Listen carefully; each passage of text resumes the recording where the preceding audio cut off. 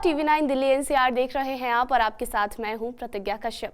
आइए देखते हैं दिल्ली एनसीआर टॉप 9। दिल्ली के आईजीआई एयरपोर्ट पर बढ़ रही भीड़ को देखते हुए गृह मंत्रालय में हाई लेवल की बैठक हुई। सूत्रों की माने तो दिल्ली एयरपोर्ट के टर्मिनल 3 पर कंजेशन को कम करने के लिए स्कैनर की संख्या बढ़ाई जाएगी। साथ ही एयरपोर्ट पर कमर्शियल स्पेस को कम करके फ्री स्पेस को बढ़ाया जाएगा। वहीं एयरपोर्ट पर सुविधाएं बढ़ाई गई हैं। सभी एंट्री गेट्स पर सीआईएसएफ के अलावा प्राइवेट सुरक्षा गार्ड्स की तैनाती की गई है। एक गेट पर भीड़ बढ़ने की स्थिति में उसी लाइन से अगले गेट तक जाने का रास्ता बनाया गया है। इसके अलावा एयरपोर्ट पर लगे सेल्फ चेक इन मशीनों के पास भी एयरलाइंस ने अपने स्टाफ तैनात किए हैं। इस बैठक में civil aviation secretary, airport authority of India के चेयरमैन, इमिग्रेशन डिपार्टमेंट के सीनियर ऑफिसर सहित गृह मंत्रालय के अन्य दूसरे अधिकारी मौजूद रहे। दिल्ली में हुए नगर निगम के चुनाव में आम आदमी पार्टी की जीत हुई, लेकिन मेयर को लेकर अब तक कुछ भी तय नहीं हो पाया है।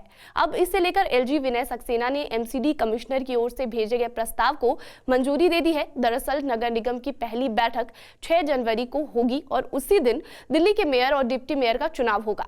इस बार के मेयर के चुनाव में 250 नवनिर्वाचित पार्षद के अलावा दिल्ली के 7 लोकसभा सांसद, 3 राज्यसभा सांसद और दिल्ली विधानसभा स्पीकर की ओर से चुने गए 14 विधायक मेयर और डिप्टी मेयर के चुनाव में वोट डालेंगे, जबकि 10 एल्डरमैन को इस वोटिंग का अधिकार नहीं होगा। दिल्ली के मोहल्ला क्लिनिक में हो रही अनियमितता को लेकर नेता प्रतिपक्ष रामवीर सिंह बिधूड़ी और प्रदेश कार्यकारी अध्यक्ष वीरेंद्र सचदेवा ने प्रेस कॉन्फ्रेंस किया। बीजेपी ने कहा कि दिल्ली के मोहल्ला क्लिनिक में पिछले 3 महीने से किसी डॉक्टर या स्टाफ को सैलरी नहीं मिली है और ना ही पिछले 2 माह से मोहल्ला क्लिनिक में कोई टेस्ट हो पा रहे हैं, क्योंकि किसी भी लैब टेक्नीशियन को भी पैसे नहीं दिए गए, जिससे उन्होंने टेस्ट करने से मना कर दिया है। वीरेंद्र सचदेवा ने केजरीवाल पर निशाना साधते हुए कहा कि दिल्ली सरकार के बदहाल मोहल्ला क्लिनिक की अब पोल खुल चुकी है। आम आदमी पार्टी के राज्यसभा सांसद संजय सिंह ने राज्यसभा के शून्यकाल में तवांग मुद्दा उठाने की अनुमति की मांग की। संजय सिंह ने प्रधानमंत्री मोदी पर निशाना साधते हुए कहा कि गलवान और डोकलाम के बाद सरकार ने आर्थिक प्रतिबंध लगाने की बात की, लेकिन भारत में चाइनीज इंपोर्ट और ज्यादा बढ़ गया।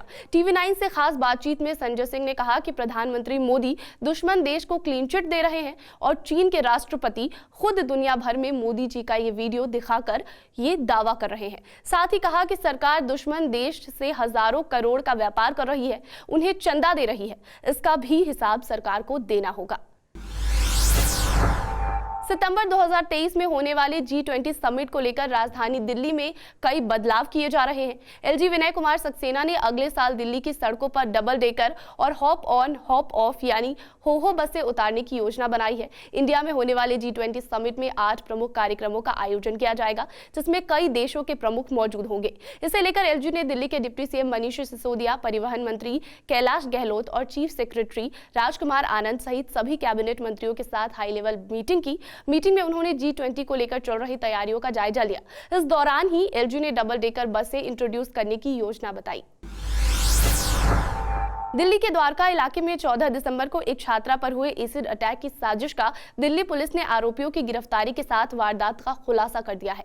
दरअसल 3 महीने पहले ही इस घटना की साजिश रची गई थी। पकड़े गए आरोपियों से पूछताछ के दौरान मुख्य आरोपी सचिन ने बताया कि जब लड़की ने ब्रेकअप किया तभी उसने ये तय कर लिया था कि वो मेरी नहीं हुई तो किसी और की भी नहीं हो सकती। इसी के साथ वो लड़की को सबक सिखाने की फिराक में था। 3 महीने पीछा करने के बाद आखिरकार उसे उस दिन मौका मिल गया और उसने वारदात को अंजाम दे दिया। आरोपियों ने बताया कि उन्हें इसका आइडिया टीवी पर क्राइम शो देखकर आया। वहीं पुलिस की जांच में यह भी पता चला कि आरोपियों ने केमिकल ई-कॉमर्स साइट से ऑनलाइन मंगाया था।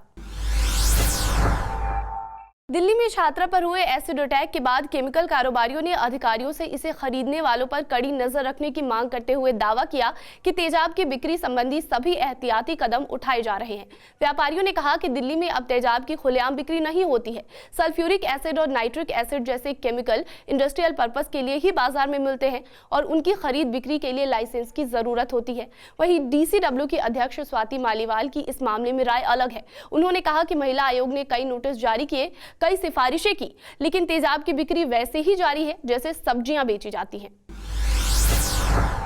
दिल्ली के चर्चित श्रद्धा मर्डर केस में बड़ा खुलासा हुआ है। श्रद्धा वाकर की हत्या के आरोपी आफताब की दी हुई जानकारियों से पुलिस ने जो हड्डियां बरामद की थी वो श्रद्धा की ही हैं। दरअसल पुलिस ने गुरुग्राम और मेहरौली के जंगलों से जो हड्डियां बरामद की थी उनका डीएनए श्रद्धा के पिता के डीएनए से मैच हो गया है। वहीं श्रद्धा मर्डर केस में special CP Delhi police Sagarpreet Hooda ने मीडिया से कहा कि केस में पुलिस को CFSL से डीएनए और पॉलीग्राफी टेस्ट की रिपोर्ट मिली है। अब इन रिपोर्ट्स का एनालिसिस किया जाएगा और श्रद्धा के बॉडी पार्ट्स को एग्जामिनेशन के लिए दिल्ली एम्स में भेजा जाएगा। साथ ही कहा कि श्रद्धा ने आखिरी वक्त में जो कपड़े पहने हुए थे उनमें से भी कुछ बरामद किए गए हैं। राजधानी दिल्ली में दिसंबर के महीने में आमतौर पर दिन रात ठंड महसूस होती थी, लेकिन अब दिन के समय में तापमान सामान्य से ज्यादा और रात के समय में तापमान सामान्य से कम दर्ज किया जा रहा है। मौसम विभाग के कैलकुलेशन के अनुसार अब तक के मौसम के मिजाज पर जो आंकड़े सामने आए उसमें अधिकतम तापमान 26 डिग्री सेल्सियस दर्ज किया गया, जो 9 साल का सबसे उच्चतम स्तर है और दिसंबर के शुरुआती 2 हफ्ते में सामान्य से 1.6 डिग्री सेल्सियस ज्यादा है। वहीं न्यूनतम तापमान सामान्य तौर पर 8.5 डिग्री सेल्सियस दर्ज किया गया, जो इस अवधि का सामान्य से 0.4 डिग्री सेल्सियस कम है।